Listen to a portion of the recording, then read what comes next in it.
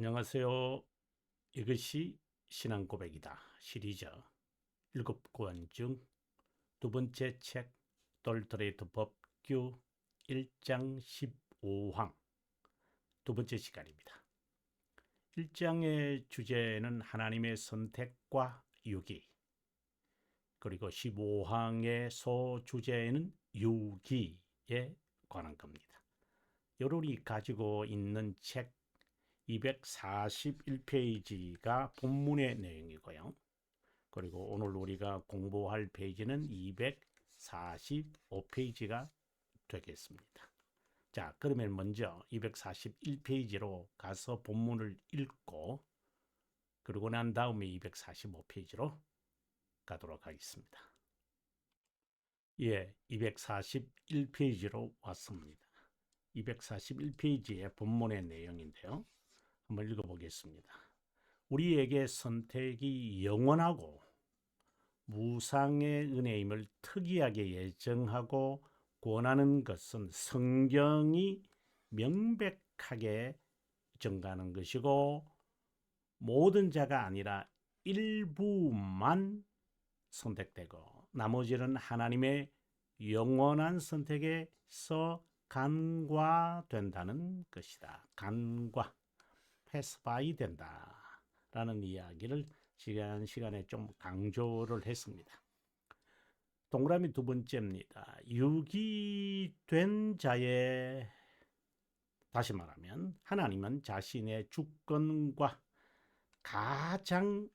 하나님의 주권과 가장 불가해적이고 불변한 선한 기쁨으로 그들이 자의적으로, 이것은 하나님의 측면을 말하는 것이고 이것은 인간의 측면을 말하는 것이죠. 이 두 관계는 종속의 관계고 또 다른 말로는 포함의 관계입니다. 이것을 만약에 종속과 포함의 관계로 보지 않고 이것을 대등한 관계라든가 균등이라든가 수평의 관계로 본다면 이제 충돌이 일어나죠. 하나님은 제외된 자들이 자의적으로 행하기 때문에 책임을 묻는 것이고, 그리고 제1원인인 1원인이고 이거는 2원인이거든요. 1원인의 완벽한 답변이 선한 기쁨이다 라고 하는 것을 말하고, 선한 기쁨이라는 뜻은 인간의 어떤 행위에 근거하지 않는다 라는 것을 의미하고 있는 것이죠. 자, 이것을 충돌이 일어난다는 것은 바로 이 관계들을 갖고 있다는 것이고, 실제는 이 관계인 것입니다. 구원하는 믿음과 회심의 은혜를 그들에게 베풀지 않기로 작정했다. 제 1원인을 지금 말하고 있는 것이죠. 자, 그러면 동그라미 3번으로 갑니다. 또 하나님은 자신의 정의로운 심판에 제외된 자들을 내버려 두심으로, 계속해서 지금 하나님의 측면을 지금 이야기하고 있습니다. 그들 자신의 길을 따라서, 이거는 2원인을 지금 말하는 겁니다. 1원인을 말하는 것입니다. 마침내 자신의 정의를 선포하시고 그들의 불신앙, 2원인을 말하는 것입니다. 1원인을 말하는 것입니다. 그들이 범한 모든 다른 죄 때문에 영원토록 종죄와 벌을 받게 한다. 자, 그 다음에 계속해서 읽어보겠습니다. 4번입니다. 우리는 이것을 가리켜 유기의 작정이라고 부른다. 아마 여기에서 여러분 조금 당황하시는 분들도 있을지 모르겠습니다. 선택만, 작정에 속하는 줄로 알았는데, 유기도 작정에 속하는구나. 그럼요. 그렇다고 이것으로 하나님을 죄들의 저자, 왜요? 균등한 관계에서 보고 있기 때문입니다. 오히려 두렵고 불가해적이고 또 공의로운 심판장이며 그것에 대한 복수자. 하나님이 구속자 하나님, 바로 복수자 하나님이시구나. 이 개념을 이해하는 데는 그렇게 시간이 오래 걸리지는 않을 겁니다. 하지만 이해하는 데는 시간이 오래 걸리리라고 봅니다. 자, 아무튼 그것은 우리가 마지막 시간에 공부하기로 하고요. 그러면 우리가 함께 245페이지로 가서 공부해 보도록 하겠습니다. 245페이지입니다.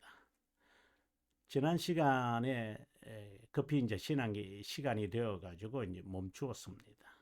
제일 마지막 줄인데요. 245페이지죠. 자, 봅니다. 선택교리는 영원에서, 여기서 영원이라는 것은 everlasting이라는 개념이 아니다. 제가 1장 6항에서 이 부분을 설명을 많이 했습니다. 이것이 바로 영원한 결정의 큰 주제잖아요. 우리가 제가 지금 말한 건 돌토레이트입니다. 영원한 결정에서 1장 6항이 이제 영원한 작정으로 이제 7항으로 갑니다만은 하나님의 이 영원성에 관한 이야기를 여기서 제가 언급을 합니다. 뿐만이 아니라 벨지카 1장에서 또 제가 영원과 시간에 대한 개념을 여러분들에게 설명하고 있습니다. 여러분, 영원의 개념, 영원이라는 게 everlasting이 아니라면 그러면 이터너티구나, 이 알자 안에 들어갑니다. 이터너티구나, 이 개념의 차이를 여러분께서 정리하셔야 1원인, 2원인 하나님의 측면, 인간의 측면, 예정과 자유의지 등등의 진리에, 즉 구원의 진리에 관하여 정확한 개념 설정이 될 것이고, 개혁 신앙을 갖는데 아주 기본적이면서 마지막까지 가야 하는 아주 중요한 개념이기도 합니다. 일반적으로 영원전, 이것은 이제 시간을 중심으로 하는 거죠. 시간이 있고, 영원이라는 게 있었구나. 태초에 하나님이 시간을 창조하셨구나. 그러면 영원 가운데 있는 것이구나. 이것은 현재입니다. 철학자들은 내가 있는 이 시간이 현재라고 생각합니다. 그래서 전과 후라는 개념을 가지고 있습니다. 틀렸습니다. 기본적으로 틀렸습니다. 여러분. 자, 아무튼 1장 6항과 그리고 벨지카 1항을 여러분 참고해 주시면 고맙겠습니다. 선교 선택 교리는 영원에서 이루어졌다. 이 시간의 개념을 관여시켜서는 안 됩니다. 영원에서 이루어졌을 뿐만 아니라 무상, 공짜라는 의미가 아니라 받을 만하지 못하는데 받은 것을 말한다. 일반적으로 무상, free라고 해석을 하는데 이것은 청량할 수 없고 감당할 수 없다는 뜻을 지니고 있다. 선택은 무상의 은혜고 유기는 엄중한 것이기에 우리는 하나님께 무엇이라고 불평할 수 없을 정도다. 돌토레이트 이제 1장 18항이 이제 마지막 내용인데요. 여기서 이제 선택과 유기에 관한 결론을 이제 지으면서 그럽니다. 인간으로서는 이것의 no idea입니다. 알 수가 없는 거죠. 인간으로서는. 그러나 하나님의 설명을 우리가 듣는 겁니다. 우리의 책임이죠. 책임 소재죠. 하나님은 근본 설명을 하시는 겁니다. 이것을 우리가 1원인이라고 그러고 이것을 우리는 2원인이라고 하고 관계는 무슨 관계라고 했죠? 아시겠죠? 네. 이런 불평은 토기와 토기장애의 예정으로 함금원이 되고 만다. 창조자의 독단이라는 의미가 아니라 인간이 이성으로 도저히 이룰 수 없는 무한과 영원을 의미한다. 이게 더 영원을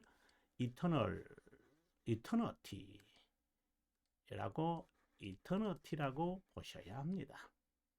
아니 뭐 보셔야 하는 게 아니라 그런 겁니다. 하나님의 선택이 그분의 유일한 무상의 은혜, 측량할 수 없는 유일한 사랑에서 나온다고 우리는 고백한다. 이 의미는 하나님의 예정의 인간이 무슨 바로 이거죠.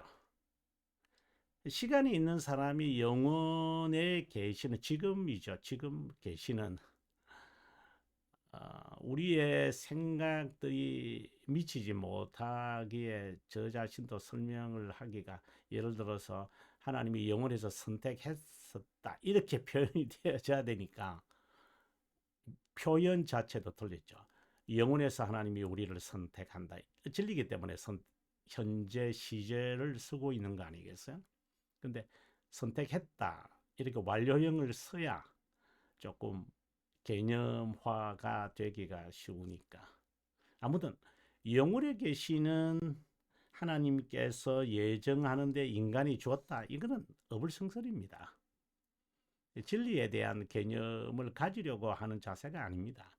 또 그분이 선택된 자를 적합한 자로 만들고 유기된 자를 내버려 둔다는 진리입니다.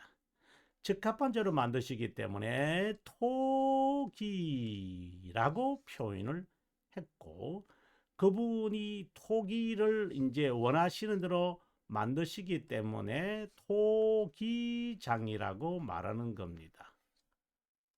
왜 이렇게 해? 이것은 과거에 고 노무현 대통령이 했던 말처럼 자 이제 맞잡아 먹자는 거죠. 맞짱 뜨자는 거죠. 자 그러면 계급장 떼고 이야기해야 되겠습니다. 자 이런 식으로 우리가 터놓고 이야기합시다. 어쨌든 대통령은 대통령이거든요. 대통령을 인정을 하면서 자유롭게 이야기를 해야지. 이제 이러한 그 계급에 대한 계급이 마치 흙수저, 금수저라고 생각을 해서는 안 되죠. 그건 일식인 거니까요. 아무튼 뭐 그건 그렇게 적절한 진리인지 잘 모르겠습니다. 갑자기 떠올라서 여러분에게 말씀드렸을 뿐입니다. 아무튼 토기장유와 토기라고 하는 이 개념이 마치 하나님과 우리와의 관계로 표현되어 있기 때문에 이사야에서 언급을 했습니다. 선택교리가 무상의 은혜라는 깨달음은 칭의교리와 회개, 언약과 중보자, 양자됨, 죄들의 용서와 거룩함 이거는 이제 보통 신학에서는 성화라고 그래요. 성화를 알게 한다, 유기하다 라는 문자적 뜻은 간과한다, overlook, 본체도 안 한다 또는 빗나간다 또는 forsake 이런 단어도 좋습니다. 돌아보지 않겠다 또는 pass over 이렇게 전자는 행인이고 후자는 유월이다. 영혼에서 하나님은 존재적으로 일부를 간과 존재적이다. 다른 말하면 인격적으로 그죠? 일부를 간과하기다. 인격 이건 외모 어피어런스를 말하는 게 아니잖아요. 인간의 존재를 말하는 거잖아요.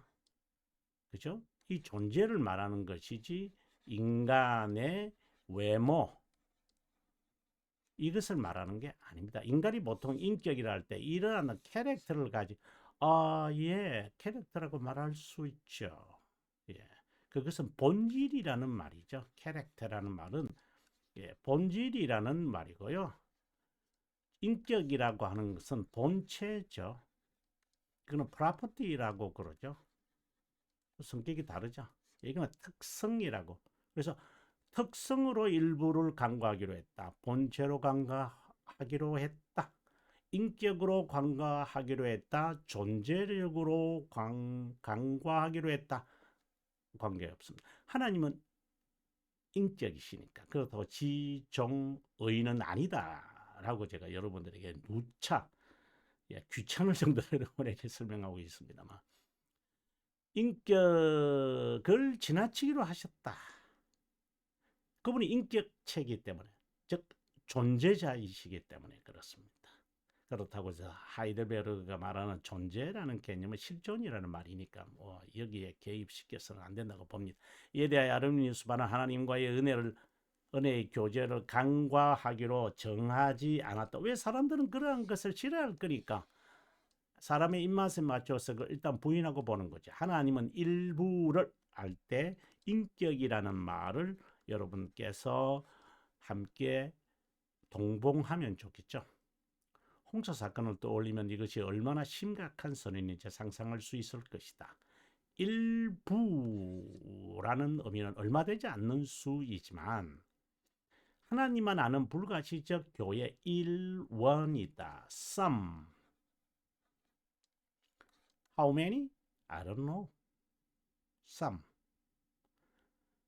그것이 less or more. 적을 수도 있고 많을 수도 있습니다. 그는 우리의 개념이니까요.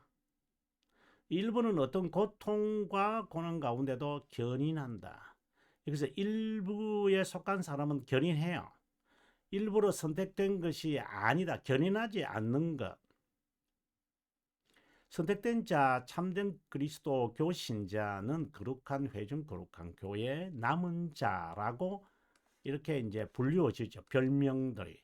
어떤 때는 성도다, 이렇게 거룩한 삶을 사는 무리다, 이렇게 해도 보통 세인자, 영어로는 세인자라고 그러죠. 이게 복수의 개념이죠.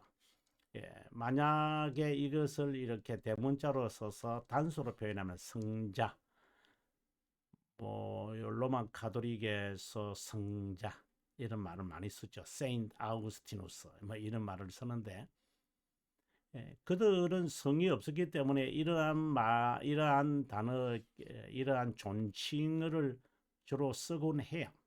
어떤 때는 경건한 자, pious라는 단어도 쓰고요.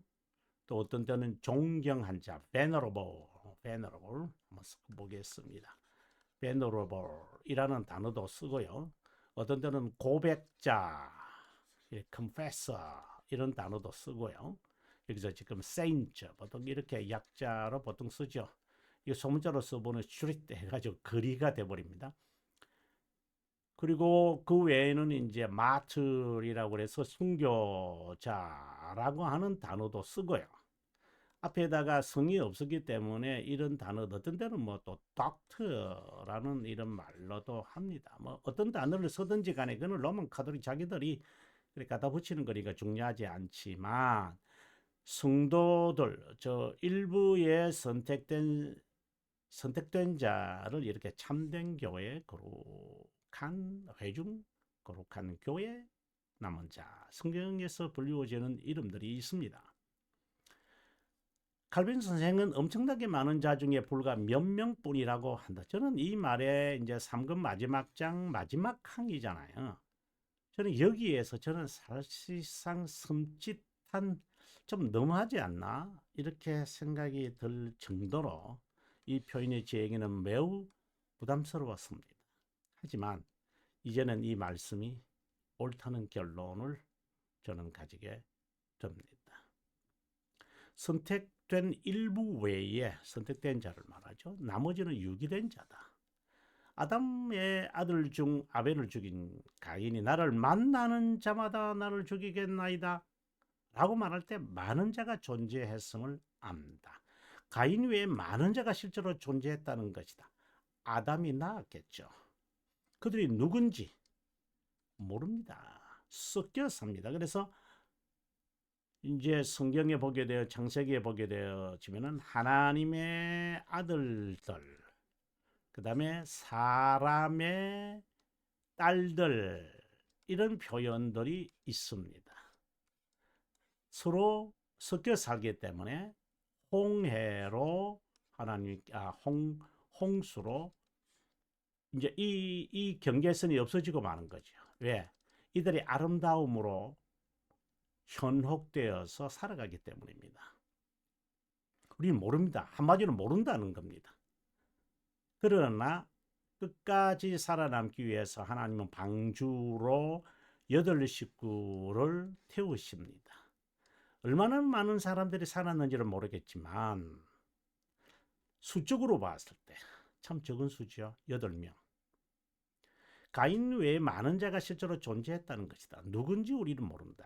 이들처럼 나머지도 일부를 제외한, 여기서 나머지 일부라는 것은 여기에 선택된 자를 말합니다. 그들은 하나님의 보호 밖에 있는 자이다. 가인은 이들을 두려워했다. 복수심에 뭐 결국은 자기 형제들 아니야? 형제들끼리 뭐 두려워하고 무서워해? 그러면 본인은 아벨을 왜 죽여요? 그런 거 아니잖아요.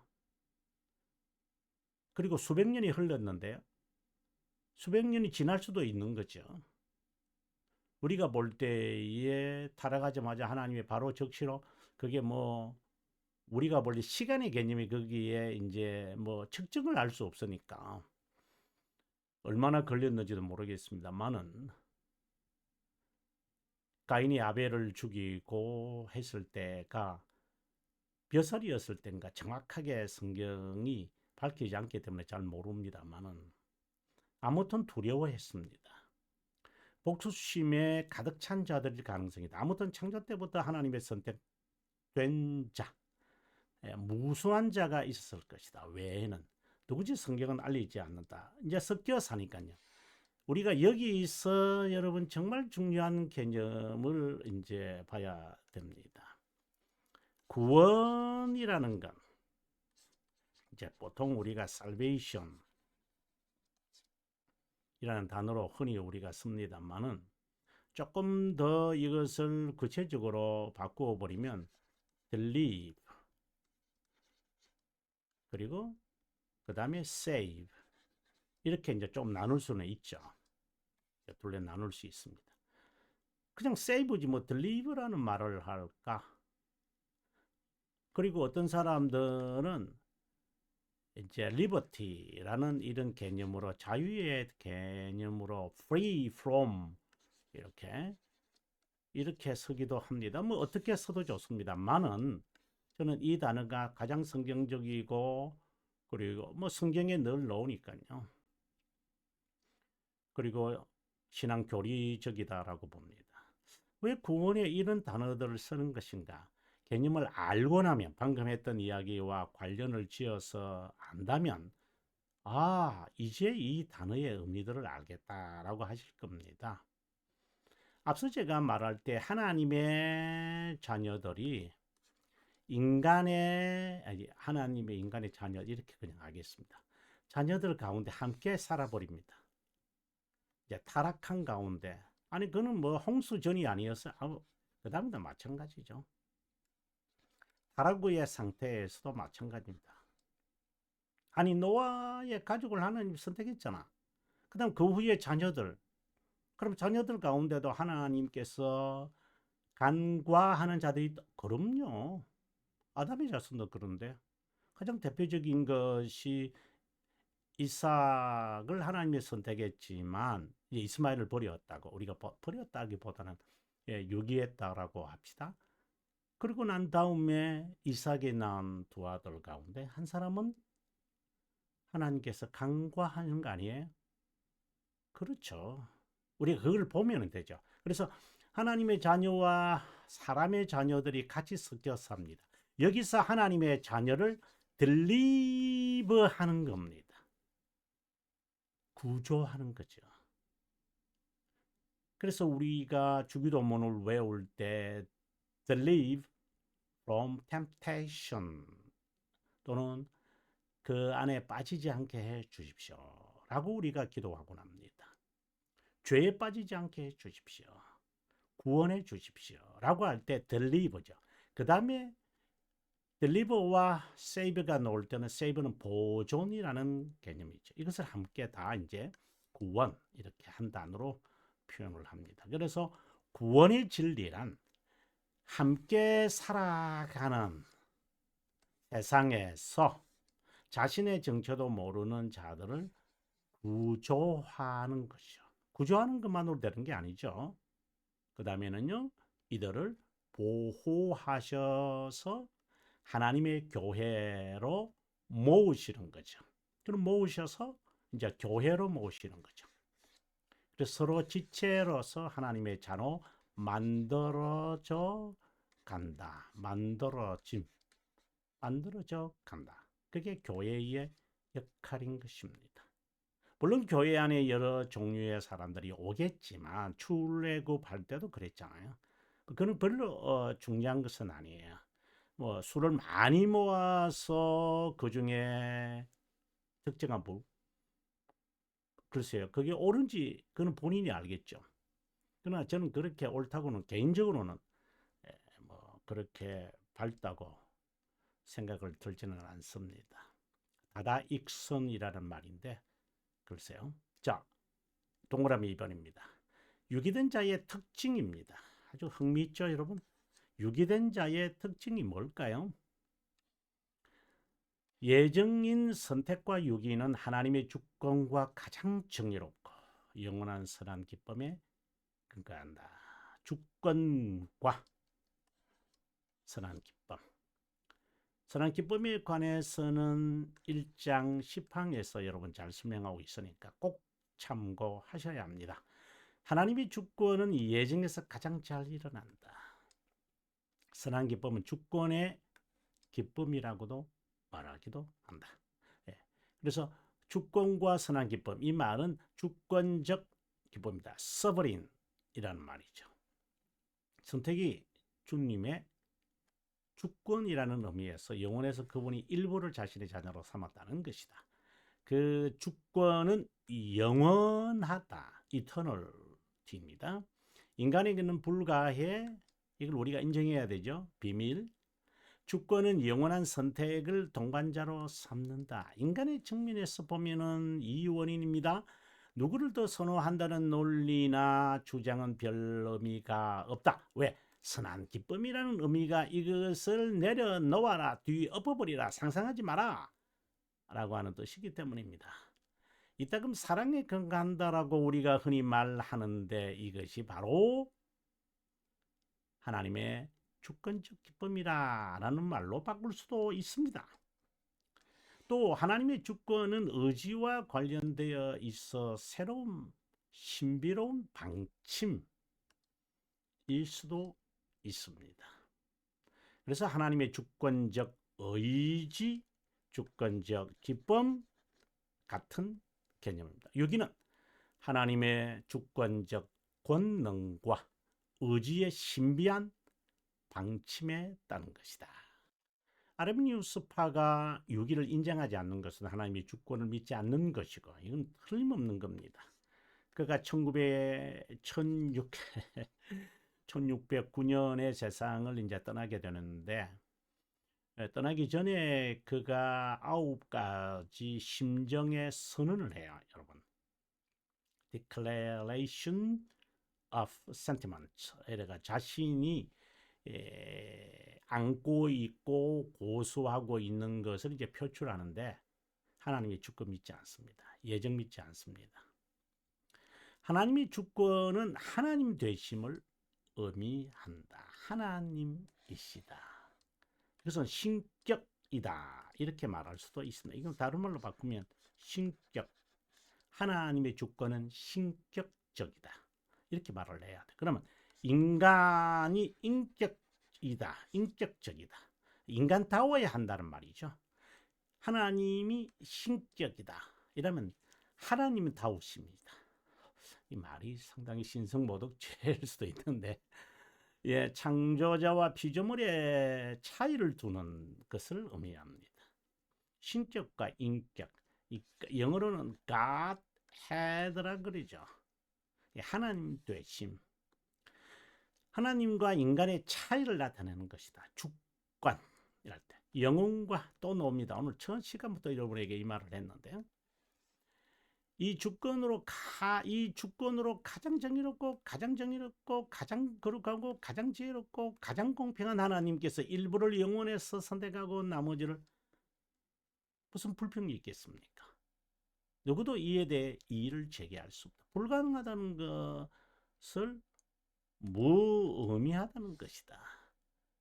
영원히 현재인데 과거의 가정법을 써서 무슨 의미가 있을까? 그분의 주권은 영원 불변하다. 영원과 불변은 짝을 이룬다고 제가 말씀을 여러 차례 드렸습니다. 영원하기에 신뢰할 수 있습니다. 이것을 진심으로 믿는다면 그분의 사람으로 훈련받는 것은 어디서요? 교회에서요. 당연하다. 그렇지 않은 자는 자신의 선택이나 유기를 점검해 봐야 한다. 예, 여러분 오늘은 여기까지 할까요? 중간에 249페이지가 되겠습니다. 그래서 우리가 다음 시간에 249페이지에서 세 번째 시간을 맞이하도록 하겠습니다. 긴 시간 동안 시청해 주셔서 감사합니다. 영원이라는 개념을 꼭 새겨셔야 합니다. 그래야 예정 그리고 개혁신앙의 핵심적 요소를 이해할 수가 있을 겁니다. 복습하시기를 바라고요. 긴 시간 동안 시청해 주셔서 감사합니다. 남은 시간 행복하시기 바랍니다. 저는 다음 시간에 뵙죠.